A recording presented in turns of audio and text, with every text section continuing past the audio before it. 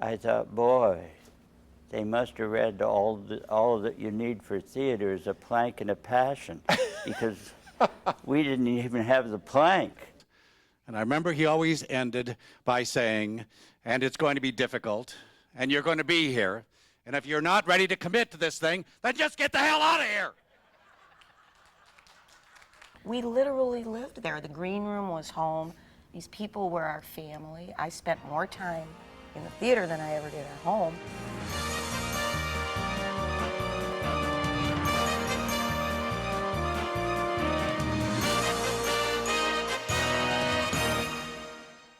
Good evening, I'm Jim Peck. In any discussion of the evolution of the theater scene in Milwaukee, there's one name that continually jumps out, the name of Father John Walsh. Father Walsh came to Milwaukee in 1951 to create a theater department at Marquette University. Many people consider the Walsh era to have been the beginning of true professional theater in Milwaukee. Recently, a number of the graduates of that 14-year era gathered to pay tribute to the diminutive genius who played such a dominant role in their professional and personal lives. Father Walsh's mission was to build a theater department. He had no idea how literally he was going to have to pursue that mission. When I came to Marquette, I asked somebody, well, where's the theater? And one of the students said, I'll show you. And they took me up to the attic of the speech school, and here there was an old cupboard with one of the doors hanging off the hinge on one of them, and he opened the thing, and there were 2 hammers and a saw. And he says, this is it. I said, you got to be kidding. He said, no, this is all we got. No costumes, no tools, nothing really except 2 hammers and this saw. With no existing theater and no costumes, Father Walsh soon learned to improvise. An early production of Dr. Faustus was performed in modern dress using the ballroom of the Wisconsin Hotel. Lead actor Lee Yost's character was expected to reach the heights of beauty. He remembers the rehearsals. And Father wanted me to touch the face of Helen of Troy because Faustus desired this experience. And I can't tell you how many times I had to touch Roberta Stallion's right cheek with my left hand because the meaning wasn't there. It wasn't true. You aren't, by Lord, feeling this. Poor girl's cheek was probably raw by the time we opened the show. And the other scene was the incantation, where Faustus is willing to sell all, and Father, so frequently in rehearsal, registered disappointment, disgust. He would not have been happy until the ultimate abomination appeared at the end of that incantation. But Father, it was successful enough, thanks to your inspiration, that at a matinee, with the nuns in the front seat, on the ballroom floor of the Wisconsin Hotel, and the characters all in modern dress, white tie and tails, the incantation ended, the puff of smoke occurred, and as Mephistopheles arose in the front row, the nun seated next to him let out a shriek like she had seen the pit of hell. Another thing that happened was that when he left the theater after the play was over, he passed these nuns in the hall that were all talking in the hall outside the theater. And Lee Yost said, "Good afternoon, sisters." They all turned to me, they saw who it was. I guess that meant he well, I success. knew the play would work. The primary purpose of the theater is to entertain, and the more entertainment, the better.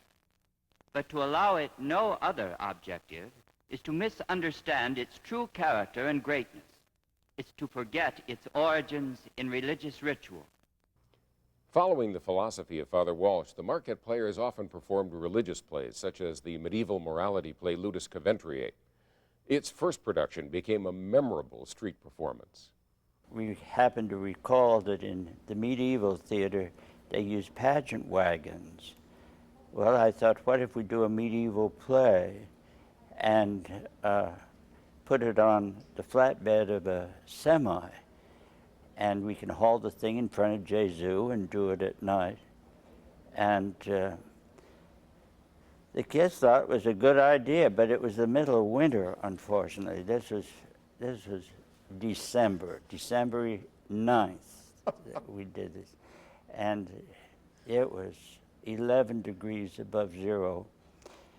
But actually, it seemed to work all right, but the thing that saved the day was the donkey, because we got a live donkey. It never dawned on me I had to get someplace for the donkey to stay. It just couldn't be here. You couldn't put him in a dormitory. No, not very well. But anyway, in desperation, I told somebody, and they told the head of the engineering school. And this man, I forget his name, told me, well, just tell Father he can bring the donkey up here because we'll put it in the basement, and one more jackass in this place won't make any difference. Well, I was really grateful to him for this, and we put the donkey in the basement of the engineering school during the rehearsals. But the thing turned out to be the most awful, uncooperative beast you can imagine. Jesuit is 2 blocks, isn't it, from the engineering school? About that, yes. So the night of the performance, do you think I could get anybody to walk the donkey down from the engineering school to the church? Well, finally, a very compassionate woman, a retired nurse, I'll never forget her name, Wealthy Lawton was her name. She volunteered to walk the donkey down the street because nobody wanted to walk down Wisconsin Avenue with a donkey. Well, anyway, we got it down to the church, but then it just refused to move. It just stuck there. It wouldn't walk, wouldn't do anything. And the Milwaukee Journal took a picture of the thing, and Lee Yost as Joseph was trying to pull the thing. Joan Schwartz was, as Mary, was sitting on, it was nativity, a nativity scene. They were trying to get to Bethlehem, and she was terrified sitting on the back of the thing, and Father McAvoy was pushing the donkey. Actually trying to push the donkey.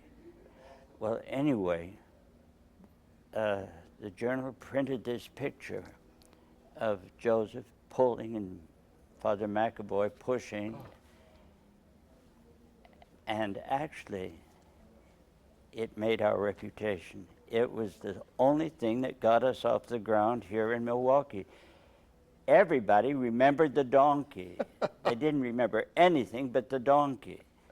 Well, it was really a break for us, because in the course of the performance, we got the donkey on stage, and it just got to the middle of the stage when it decided to perform. No.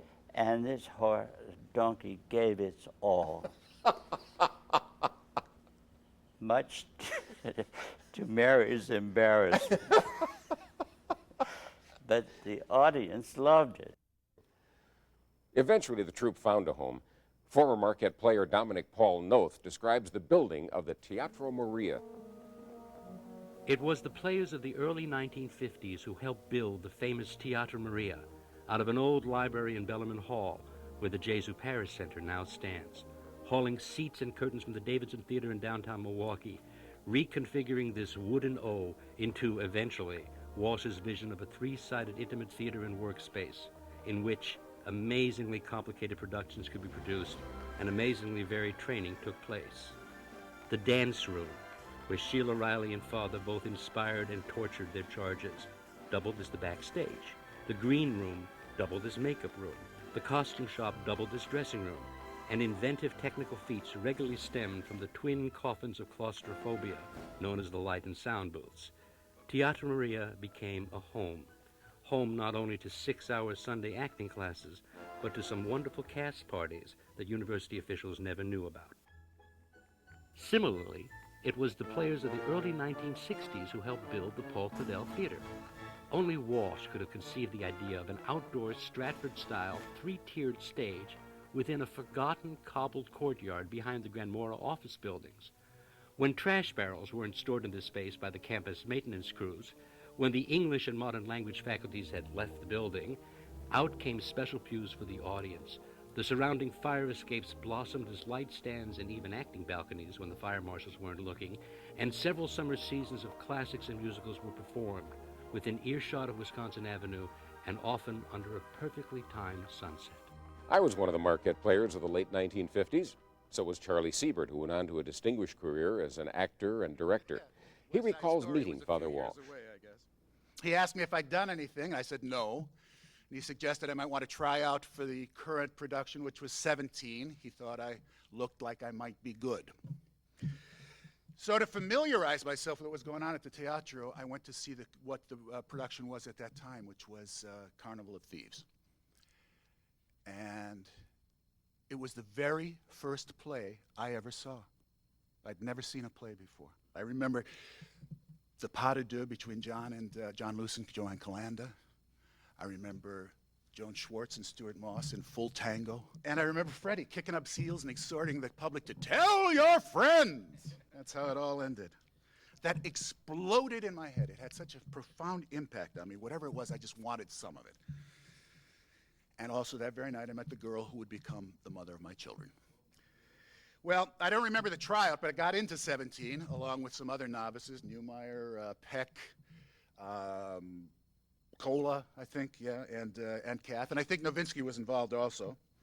And that was it. Life in the theater began.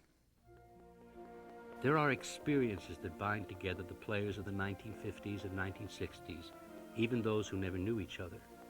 One common bond, to be fair, is youth. We once had it. There are important social elements in college theater. It is a formative time of great aspirations and enthusiasm among people who, by and large, actually like each other, even become lifelong friends, and in some cases, fall in love. But there are common experiences and lessons that have everything to do with Father Walsh. Several of my lifelong friends were in the Marquette Players and went on to careers in performing. Peter Bonerz may still best be known to television audiences as Jerry the Dentist from the old Bob Newhart Show. He's now one of the top sitcom directors in Hollywood. John Newmeyer is now a world-renowned choreographer. He came to Marquette from Bayview High School with an interest in the arts. My earliest sort of artistic training was in painting and drawing. I studied painting and drawing before I studied dance. Then I felt that I don't know, I had some feeling about dance, and my parents were not artistic. And so I was allowed to take tap dancing. And then I liked tap dancing, but it wasn't really what I wanted to do. And then I could take acrobatic dancing, so I got more limber. But I had all these thoughts about, do I want to be a dancer? I had a feeling I wanted to act. I liked the excitement of performing.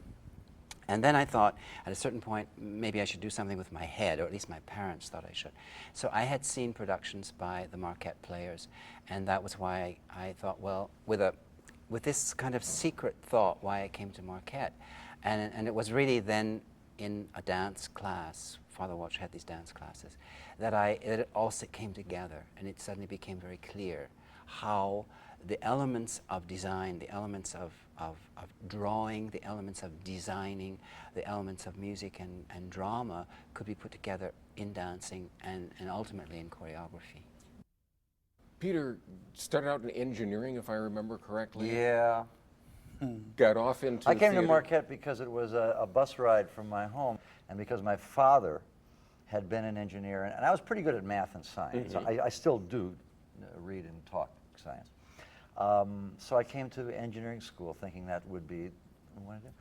And then I started to MC these things because I always like to entertain people in class. I was always sort of a class show-off and clown. as a way to cover my real self. Judy Ebert saw me emceeing musical varieties and said, we're doing a show down at the theater, and Father's looking for people like you. Okay. So I came down with my one piece of material, the fabled Archer sketch. The fabled Archer sketch got me into the theater. God bless it and the person who opened the door. And the door was funny because when I came up, I crawled up the fire escape. That was the entrance. That was the artist's entrance in those days. Went up there, and Judy said, yeah, go in there and he'll meet you. Nothing. I walked in. There was costumes hanging. Nobody there.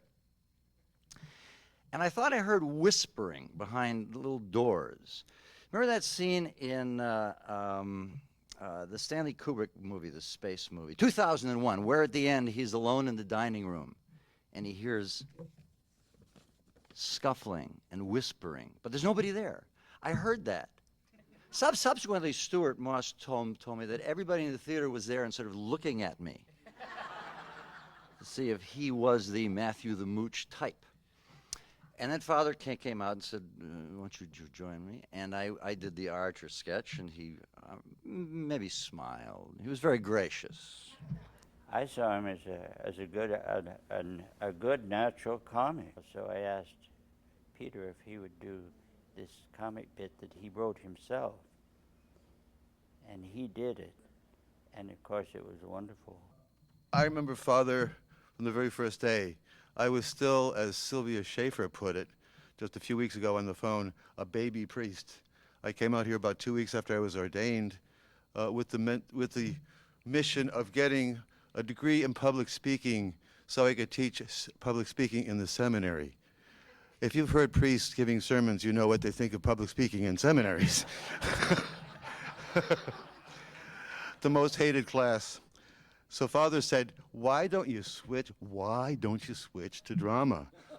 I said, oh my God. He said, well, you'll learn so much about movement and all these other things. I said, well, I called my superior back in New York, and he said, well, he's the boss, so try that. And then when he said, you've got to go down and get some tights, a dance belt, some dance shoes, I thought I better not call my superior again. So anyway, they showed me a dance shop downtown. Father told me where it was. And I went in with my Roman collar, the whole 9 yards, and wanted a dance belt and all this other stuff. And she said, who are they for? I said, for me. She said, you must know that other crazy priest.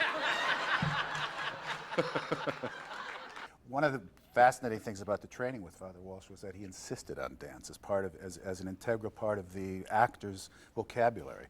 And for those of us who really weren't dancers and weren't going to become dancers, it didn't matter because it gave us a wonderful sense of our bodies on stage.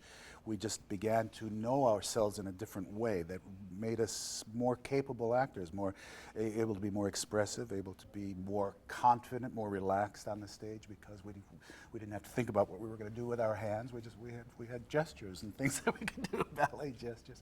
No, that was as important as anything in the training was the dance training. I studied, you will not believe it to look at me, but I studied ballet for about 5 years with Father Walsh and with others who were teachers here as well, Sheila Riley. And certainly never went on to be a dancer, but it kept me in very good stead. While Charlie found the dance training useful in his acting career, it was John Newmeyer who took it further. This young man is now the general manager of the Ballet and Opera House in Hamburg, Germany. My first experience with John Newmeyer was in the dance room. I was trying to get him to point his foot in the ballet class. And it strikes me as being the ultimate of presumption at this time to think of myself correcting John's position. But we did 17, and he was in 17, but he was one of the chorus. But he stood out very much, and I realized, I did realize at this time that he was a special talent. Do you remember what your first impressions of Father Walsh were? Yes, of a very positive, a very light person. You know, there are dark people, there are light people, and he had an extraordinary light. And it was in this one of those Sunday dance classes, very crowded, and very, but very serious. You know, we were doing kind of jazzy things, and everything was mixed up between ballet and jazz and everything. But there was a very strong seriousness about the whole thing. And that was when I really spoke with him for the first time in my life. And it was a very, very important moment. I will never forget it because he came and corrected me doing something. But at the same time realized that there was something there. And I think that this contact, this sort of spiritual chemistry was very, very important and determining, actually, to my whole destiny. Father Walsh, for like you speak is really great this whole weekend. You talk about the seriousness attracted you. It was his lightness that attracted me. I mean, he actually allowed me into his theater, into the dance room, into his class, because he saw in me, I think, the clown that everybody sees in me. The thing when I look in the mirror, I see in myself, this clown guy.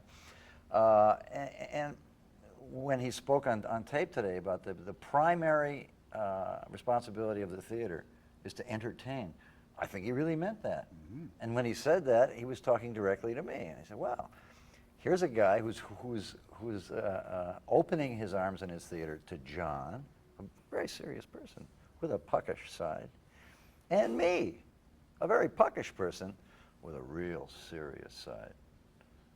So we were both attracted to the different sides of this magnificent, tiny little man. I went to Marquette for Father Walsh. I mean, I'd heard of him in high school. I had done a play, and I thought, God, I really would like to do this for a living. It's certainly better than working. And I walked into the Teatro Maria, my first day on campus, and I saw this man in khakis and a T-shirt full of paint on his stomach, painting a flat. And I said, hi, I'm Stuart Moss. I just came here, and I want to be an actor. You don't typecast here, do you? And he said, looked at me and smiled and said, no. And I said, where can I find Father Walsh? And he said, he's around. And I said, oh, okay. Listen, I was a very cocky young man, and I amused him. I mean, he was very patient with me, and eventually introduced himself, and I was mortified. Do you guys remember walking into the theater?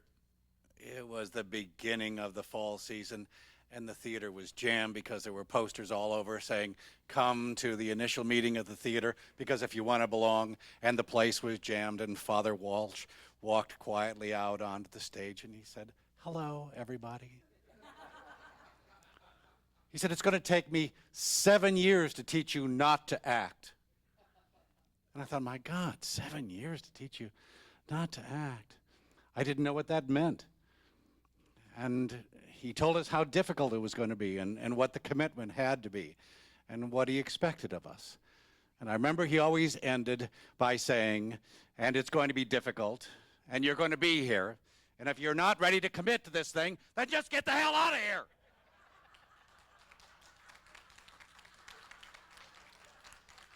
All of us who came to the theater had the lead in our senior class play in high school, and we were all set to come in and by God be actors. And you had to look at this group of people coming in every year and think, how am I going to knock all that out of them? And you had a phrase that you used. You say, it's going to take me 7 years to teach you not to act. What does that mean? Well, that was an exaggeration. It takes at least 4 years to teach somebody to act, because something that I'm sure your audience won't understand any more than the kids understood. It took them 4 years to understand what I was talking about. The point is the art of honestly talking and listening to another person.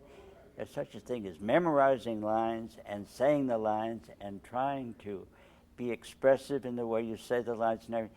That is putting your consciousness on yourself in your performance. You can't be a good actor and be listening to yourself. It's phony, always phony. You can tell immediately, if you're a director, you can tell down to the syllable where they go off, where it becomes self-conscious, it isn't real. And so that's what I'm saying when I say it takes 7 years. I mean it takes a good long time to really, really get rid of yourself, because acting is a process of transformation. You decide really that you must not be Jim Peck anymore. You have to be, well, let's say Romeo. You insist on being Jim Peck, trying to be Romeo, and I can see you trying to be Romeo, but Jim Peck always comes through. It's only when this transformation process really, really becomes part of you that you become a great actor. Otherwise, you just become a personality actor. You say, do you mean Cary Grant was just a personality actor? Yes, yes. Clark Gable? Yes. You can make $1 million being a personality actor if you are charming and have a neat personality, a great personality. The country can love you, but you're not an artist. You are just being Clark Gable over and over and over and over. Same with Cary Grant, always Cary Grant.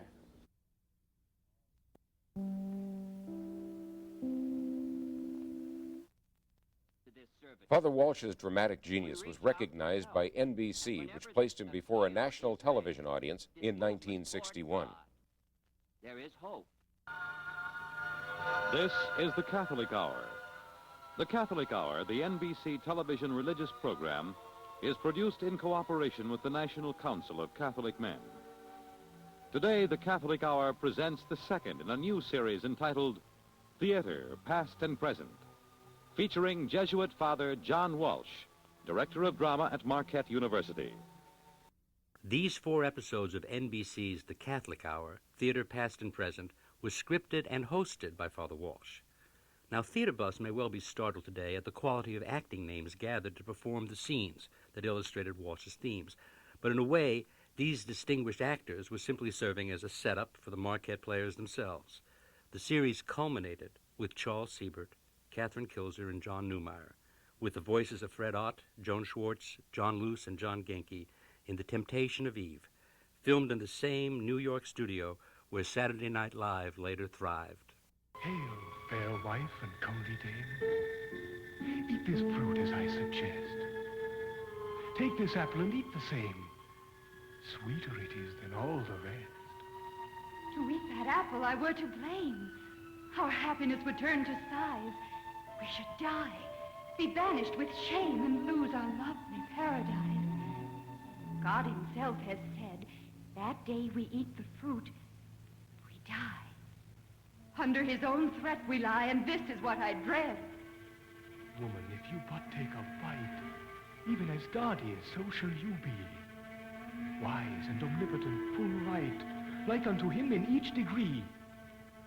Before your bidding, day and night, all things shall serve obediently.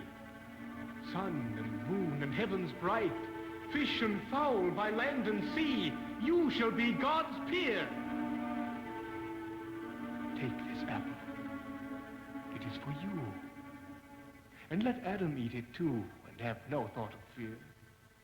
As wise as God in his great might, and equal in knowledge I fain would be. Then eat this fruit, and you shall see whether or not my words are right.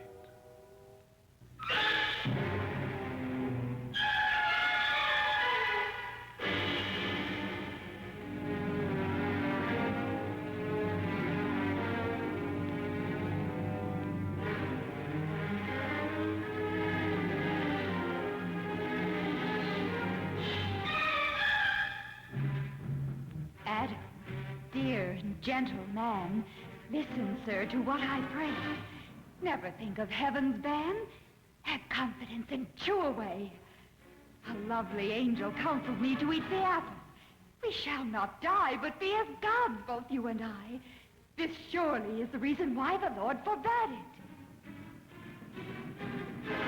No sooner was this brief NBC sample over that the full-blown ludus Coventrier popped up on CBS's Look Up and Live, a production taped at WISN's Milwaukee studio by an army of Marquette players and far more under Father Walsh's control. Father was assuredly a unique combination, the fervor of an evangelist, the vision of an artist, a touch of the poet, and a smidgen of P.T. Barnum. As a youth, John Walsh studied with the Moscow Art Theater's Maria Uspenskaya. He later became the first priest to earn a doctorate in drama from Yale. His scholarship was impeccable. He casually demonstrated in rehearsals that he was a better actor than all of us put together, and his knowledge of theater seemed endless. Yet, while emphasizing the larger ideas the arts are capable of, he did not produce snobs at his theater. He produced working professionals. There were 60 productions directed by Walsh, not counting the 10 revivals, and certainly not counting a number of plays that were worked on for months but never deemed worthy enough to see the light of day. Shows such as Carnival of Thieves, The Threepenny Opera, and Oliver ran for months. Other shows ran in brief rotating repertory. Each took the same amount of work. We cannot do justice to all, but we can let the players themselves remember and recall. And remember they did. Let's listen to Stuart Moss, longtime character actor, writer, and director, Richard Cola, a successful television and film director, and Bob Colonna, teacher, writer, director, and actor, whose father, Jerry Colonna, was a well-known Hollywood star during the 40s and 50s. I came from Hollywood. My father was in the business. I had been in vaudeville. And I walked in, and within about a week, it was very clear that this was going to be held against me for the rest of my life. And Father Walsh was, I think that he was more consistently angry with me. I think we probably all felt this, but I felt that he was more consistently angry with me all the time than anybody else. No, he was angry with me. I would, yeah, but he used to compare me to you when he was really mad at me. Exactly, exactly. He'd say, if you're just like Dick, and I thought, oh, exactly. no. I mean, we got to the point where I would get up to do a scene in class. I would go, he'd say, never, please just sit down. Please don't do this. I mean, the thing was, I walked in, I was the high school champ, you know. He was on a bit. I was just a little bit. I was in all the plays and all that, and I came in with that. And you know, I remember seeing Threepenny Opera, and it blew me away, of course. It was a terrific production. And I was watching Norman Volk, who was giving a terrific performance. And I was 17, and I thought, good, they need me. I can do this. I'm gonna really help them out. How many times did you get kicked out? I never got kicked out of the theater. I only got kicked out of a dance class once. I never actually got kicked out. The university kicked me out because I wasn't going to school. There was that other thing that we were supposed to be doing while we were in the theater. I don't remember going to school. I didn't like school. I didn't want to go to school. You mentioned something that no one else. We had this whole love fest in the theater a short time ago, and everyone talked how much Father Walsh meant to him, and he did. He meant all that to all of us. But nobody mentioned the fact that he would look at you one day and, Stuart, get the hell. He used to throw you out regularly. I was thrown out once, seriously. You were thrown out. I was thrown out. It was very serious. I've been thrown out. Yeah, usually it lasted about 10 minutes, or in your case, a little longer. Yeah, about 4 years. Yeah, Richard and I had a similar experience. But he was not an easy man. No, he had a temper. To get along with. Yeah. But I do want to put a coda on this and say that if he hadn't torn a strip off me almost every day that I worked for him, and if he hadn't said all the things he said, which were, I mean, killed me, it's very doubtful that I would have stayed in the business. Not that I had any crashing success, but I've worked almost all the time in the theater, you know, since then. And he did turn me around and say, you know, this isn't amateur night in Dixie. This isn't simply a matter of getting up there and looking cute, which I was real good at. I was very cute. And you were adorable. Yeah, I remember that. I think we could all agree on that. I was particularly good at being cute. No, I didn't look cute. I was very good at being cute. Stuart looked cute. I was good at being cute, and you know, I just got the crap kicked out of me for that. And you know, I mean, after that, my next 20 years in the theater were a breeze, you know, coming out of here because yeah, right? He didn't let you get away with anything. Right, exactly. And after 4 years with Father Walsh, you learned to take rejection in the real theater. You know, that was easy. Sometimes he would badger you to death about one moment in a scene, in a play, in a character. One moment, and you thought you were never going to get off the stage. It was going to be, you were going to be there for life. If you got that moment, you were free. It was like he knew that something about getting that moment, the rest of the part would fall in. I think we learned a lot out of fear, that if you didn't do it right, you were going to know about it. And I think we all had that in the back of our mind. This better be damn good right now. There are a couple of pictures of Father Walsh around the theater this weekend, and this weekend, as we're shooting this, is a great celebration of him. And one of them has him with a certain smile on his face. And I pointed to that and said, that was the smile you never wanted to see. Exactly. I've seen that picture. You know the one I'm talking about? Oh, yes. That was just before you were about to get your head handed to you. Yes. But you always seemed to sail through it. You always everything seemed easy for you. Whatever they wanted you to do, you did it, except for Pirate Jenny. Oh, well, that was before I got into that mode. I mean, that was the beginning of my career, acting career, because Father decided, I had some non-speaking parts, which was fine, just go here, do that, and I was fine. And then he wanted me to do Pirate Jenny in Threepenny Opera. Threepenny Opera. Yes. And I was, at the time, the shyest person I'd ever known, still to this day. And I wouldn't look people in the eye, and I was very, very shy. And he told me he wanted me to do it, and he set a time for rehearsal, and I came, and he was there, and he told me to do it, and I had memorized it. And I realized that I couldn't do it. And I told him, and I started crying. And he just sat there, probably with that very same smile on his face. And I started sobbing because I realized this was the moment. And he expected me to do it, and I couldn't do it. And he finally just looked at me, and he said, go over there. Harry Miller was building something on the stage. He was building part of the set, and he said, you go over there. He didn't point, he just said, go over there, and you kick Harry Miller in the shins, and you sing that song to him. And I said, I can't. Or you don't ever come in my theater again. And I sobbed, and I stared at him, and I knew he meant it. So I went over, and I kicked Harry Miller in the shins, and sobbing, I sang the Pirate Jenny song, and I became a different person. And it worked. It worked. Yeah. What was that? How could he do must have that? known what it took to get people past whatever they weren't doing And what he wanted them I to. think it was a totally different situation in a college theater program where you both had learning actors, you had community actors, you had sometimes people who just looked the role, and to their amazement found that Walsh had found a way to make them actually act the role. So that he would use, whatever means necessary. I mean, you know, that he was very cunning psychology. Sometimes the psychology was that he didn't say anything to you, and you would get so primed, you know what I'm saying, that by the time it came out, you were at the level that he wanted. You know, I mean, you know, what I'm saying like that, it was like, I've got to do something. There was that smile. There was also the other smile.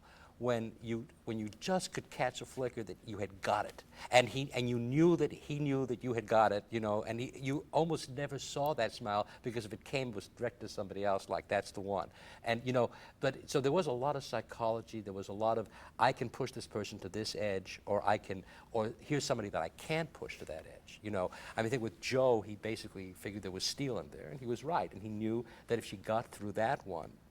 And I think, frankly, she will tell you that I think from that point on, there was almost nothing she didn't feel that she could do on the stage, you know, for the various roles. Or probably in all of life. I never found anyone who could intimidate me the way Walsh could. Exactly. And once I finished with him, forget it. There were people that he would have had maybe the same exact experience with, and he would psychologically decide that he would have to go in a totally different direction because he could otherwise break them down in a way that they would not be able to come back up on. So you saw him completely adjust, and you could see him flatter and cajole people into doing something. You could see him just absolutely dictate.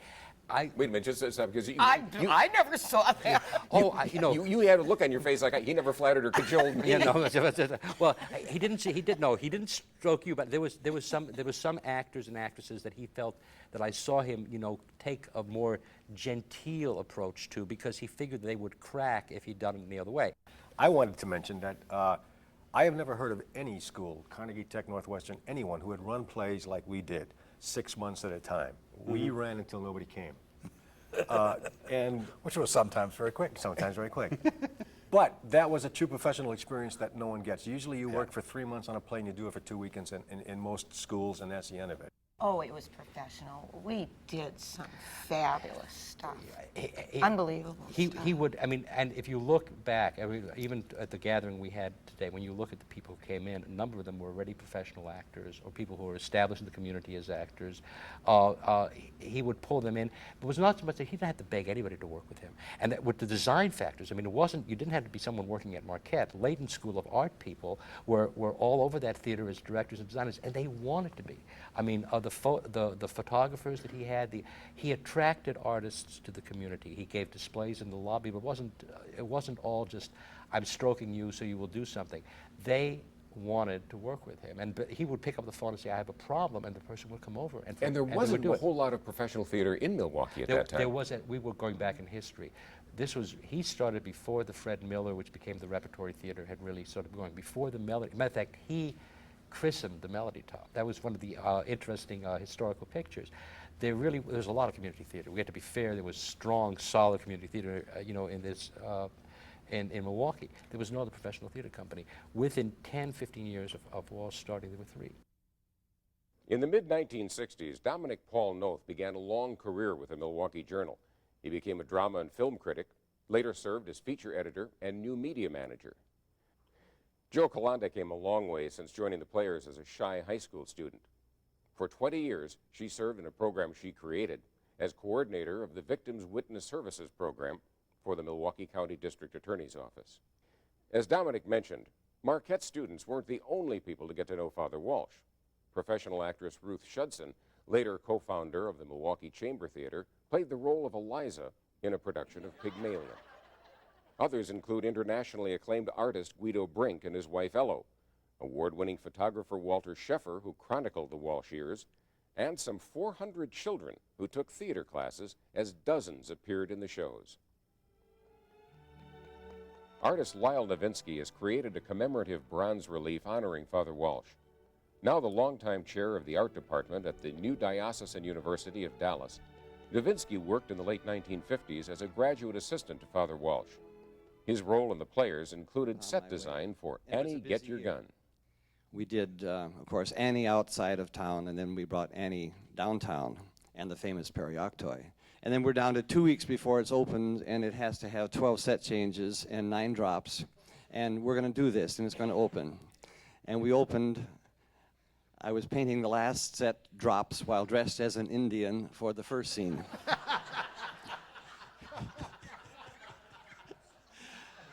And we've been up 3 days and 3 nights running in the theater, and there was something mysterious about Teatro Maria. You could somehow tell, even though all the windows were sealed and it was black, that it was dawn outside. There's a way the body knows that. And then in the morning comes a phone call. 9 o'clock in the morning, 3 days we're up, and Father says, we've got to get down here and put this show together. There were too many people caught in the Perioctoi last night. What is a perioctoid? A perioctoid, it's a 3-sided set piece object. Right triangular prism. Yeah, That's the engineering school. Right triangular prism. Exactly, a right triangular prism, and it's put together so that there's many right triangular prisms together, so that you see it comes from the Greek theater. So that you can put these prisms together, and when the prisms turn, if they do turn, there's a certain moment when there's a slight opening, and then it closes again, and we have a new set. Mm-hmm. We have because so we there are played 3 backdrops. 3 sets on each of these, and You see them in billboards on the way to airports in all cities. You'll see a billboard, and suddenly it'll turn into another picture. And another picture, and there's always 3 pictures, and then it repeats itself. Now, John, those are all periodic. There was a moment. There was a moment when there was an opening. Well, there should be. Yes, there should have been. There should have been because the idea was that I was. It was actually a wonderful effect. Here, Charlie and I can be the perioctoi. Okay. So here. Yes, so we're the perioctoi, and I was on the back of here. Now he's going to come out, and at a certain point we turn, and I'm here, and then we turn back. Okay. And now we've sort of got him. He has to have gotten in front. I had an arm out. There it is. But he couldn't get out because they hadn't turned enough. That's the point of the story. It was just one arm. Slightly trapped. Yeah. So I had to take that arm out. Discreetly withdrew. Yes. Yes, and the perioctoi creaked back in there. And then he ran around and made his entrance from the safe place. With a wild, blood-curdling Indian scream. Draw focus. Which pretty well summed up what you had in mind at that moment. Yeah. Prior to his getting caught, however, someone heard, you perhaps heard, someone heard a member of the audience who was sitting close and could see in that dim light as we're changing sets, some of the audience saying, "There's someone trying to get out of there." According to legend, another production that had unintended consequences happened during a performance of The Boyfriend at the outdoor Paul Claudel Theater. The theater, in between apartment buildings with fire escapes up the side. Well, Dominic Noth and his wife Louise were in that production. Father conceived a wonderful effect for the ending of The Boyfriend, and then was never happy with it. And that was that balloons would gently fall on the finale out of the night sky on both the dancing members of the chorus and the front rows of the audience, along with confetti. Father could control perhaps the sun and the moon, but he could not control the wind and the temperature, and he was never satisfied with the speed of this effect. He was so he took it upon himself. Legend has it to be the one to let these balloons go off. Now, Louise and I remember this particularly vividly because the night that it happened, both sets of our parents were coming to the show. They had never met, and we did not want them at this point in time to meet. And we carefully had placed them in the front pews on either ends of it. And we're nervous because, of course, she was playing the seductress and I was the dirty old man. And but the performance went wonderfully. But what happened, and there are people in this house who remember this moment, what came out of the night sky was not balloons first, but soot, trash, bottle caps, and cigarette butts. In a wonderful rush down upon the audience. Legend had it that Father Walsh had built the balloons on top of the same barrel in which the trash had been swept in before the performance, unknowingly, and then Father Walsh, who you were famous for improvising, decided that it was a lot easier to just simply take the barrel and go like this as opposed to take the balloons out. We found historical evidence of this moment.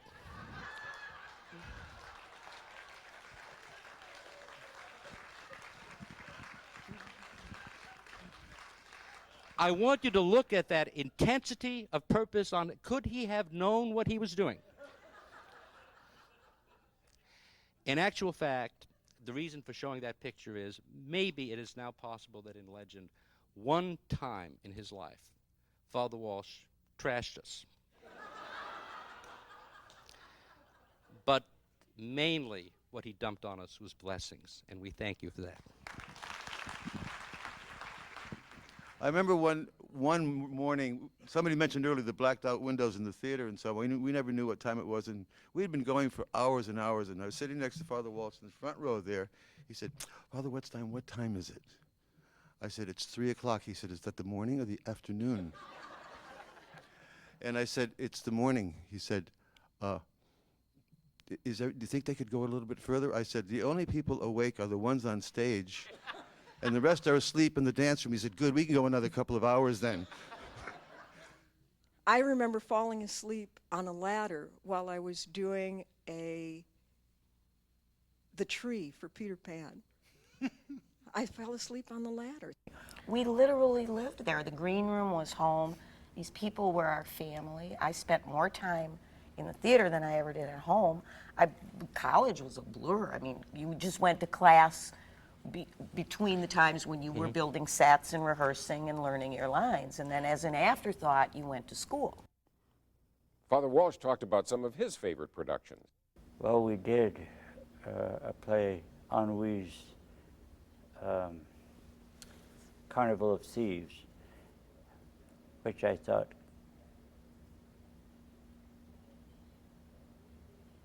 its best performances were very good. I really think they were as good as you could get on a professional level. It was a satisfying thing. I thought we did it as well as we could do it. St. Joan, when Helen Carey did the part of Joan, was very good. And also, Joanne Calanda in Caesar and Cleopatra. She was very good as Cleopatra. You know, she came across as a very willful, spoiled, arrogant little bitch, which is what the role as it is written. And she was able to convert herself into this kind of a character. Which for her was a real transformation. She was Yes, as far it from was. that as anyone I can think. Yeah, that's true. It's a very hard one. There were rumors that Marquette didn't always have the rights to certain plays and may actually have pilfered something from Broadway. When we were doing Oliver, they sent a lawyer here to see the play. But fortunately, they couldn't do anything because Oliver Twist was in public domain. And I simply took every word from the book and made the play out of it. It wasn't the same play at all. So it amounted to nothing.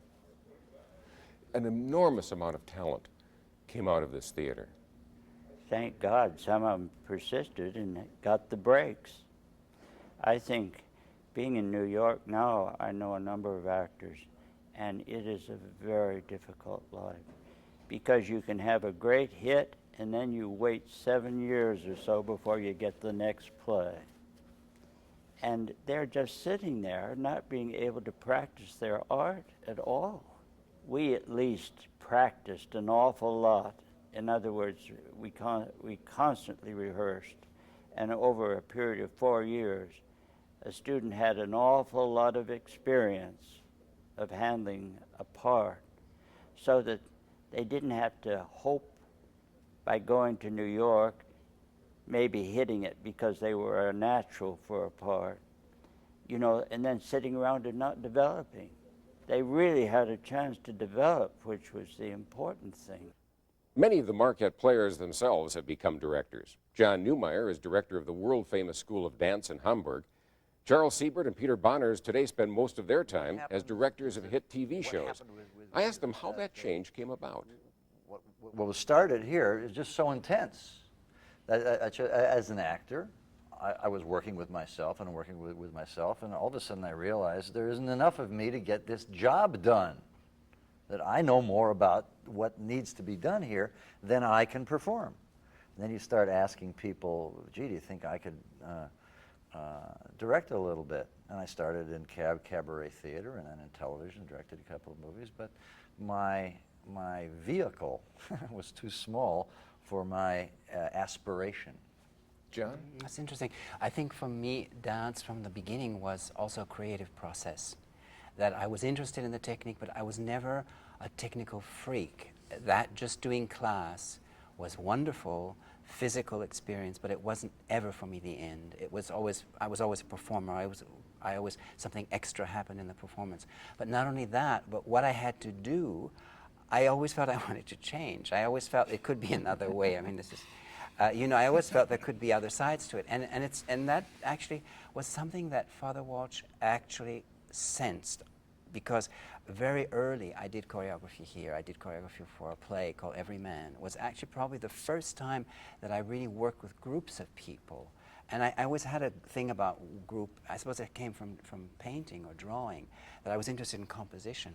And I think it's very hard for me to separate the two things. I still always felt, and I performed very late as a dancer, and I liked the combination between performing, having the common point of view of the people that you work with, then being able to step back and with that knowledge try to lead them, to direct them, to choreograph for them.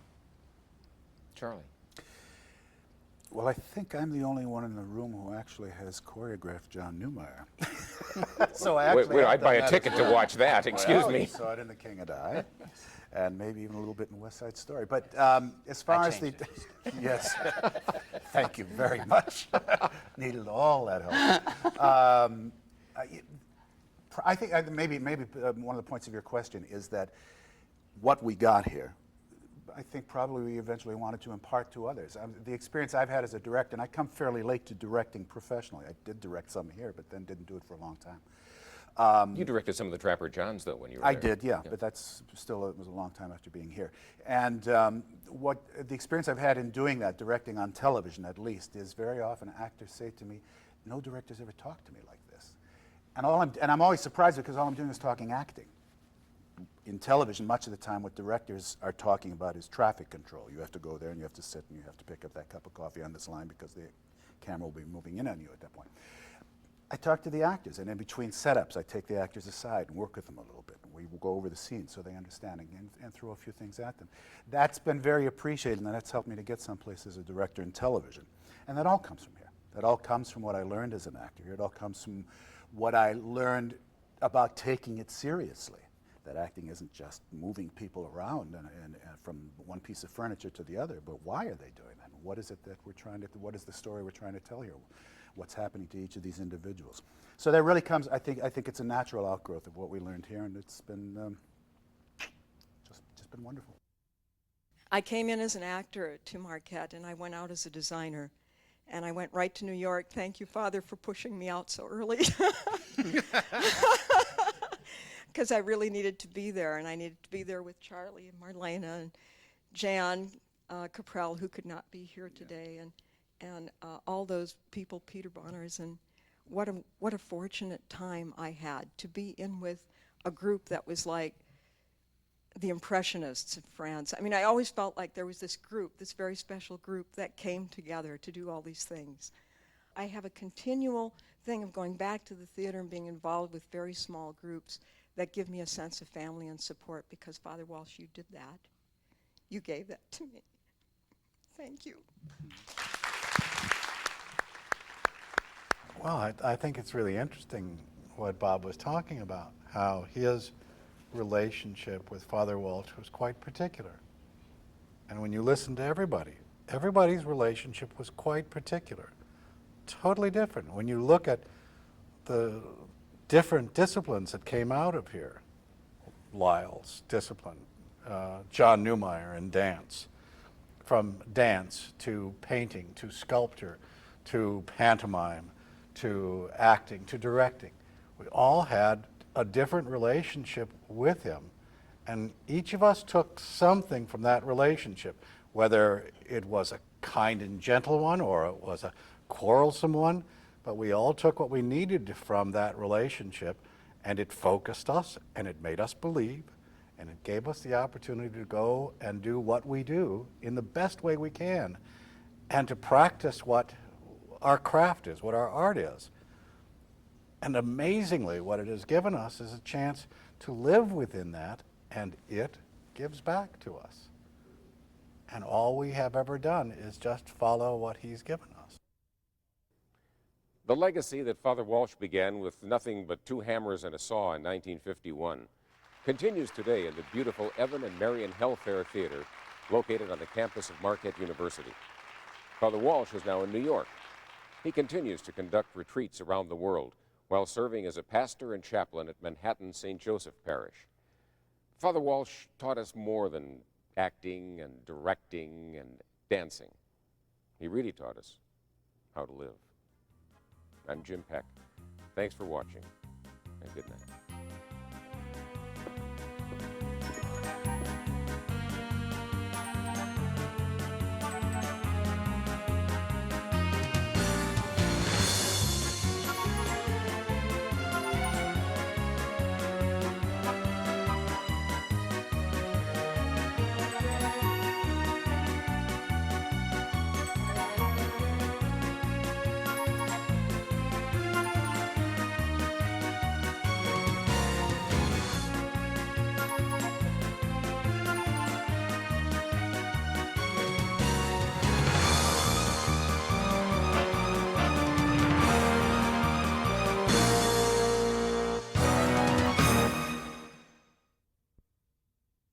To order a VHS tape of this production, mail a $25 check payable to WMVS-TV, 1036 North 8th Street, 4th floor, Milwaukee, Wisconsin, 53233.